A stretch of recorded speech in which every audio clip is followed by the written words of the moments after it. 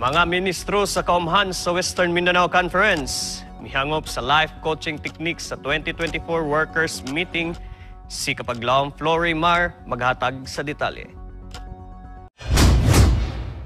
Sa ulang sabak sa Ministerial Department sa tuig 2024 alang sa gipahigayong regular workers meeting, usa ka inisyatibo ang gibuksan samtang kining mga spiritual leaders o mga ministro midawat sa panabot sa pagtudlo ug pagpalapad sa gitawag nga life coaching pinaagi ni Pastor Abel Vergara, kasamtangang Communications and Public Affairs and Religious Liberty Director sa Kasadpang Mindanao.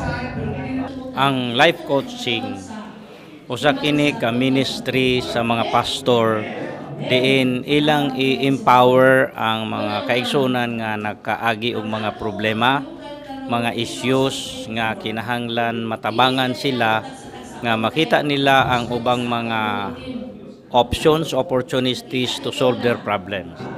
Dili ang pastor ang mo-solve sa ilang problem, kato mismong kliyente or church member nga nay problem.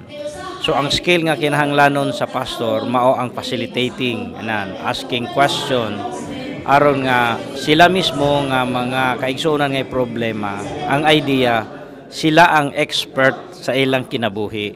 They know themselves better. Kinahanglan sila og tabang lang aron makita ang ubang mga options, dimensions nga ilang kapilian. Aron nga makahimo sila desisyon nga himsog mabalik sila sa pagpangalagad nga malipayon. Abtik ug makalingaw gayud ang pagpresenta sa maong lektura alang sa mga ministro, diin nahimo nilang kakwaan og dugang diskarte sa pagdumala sa iglesia, ilabi na sa mga kaigsuunan nga dunay giagiang mga kalisod ug pagsulay sa kinabuhi.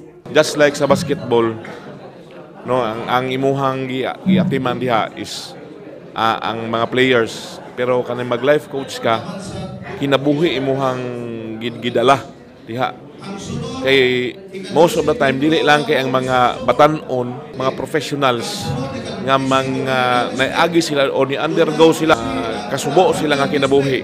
Nabulahan gayud ang mga ministro sa Western Mindanao Conference sa pagsangkap sa dugang kahibalo ug nga mas mahimong epektibo sa ilang girepresentaran nga mga iglesia o distrito pinaagi sa life coaching ug nga mas mahimong hapsay ang dagan sa ilang girepresentaran uban sa grasya sa Dios.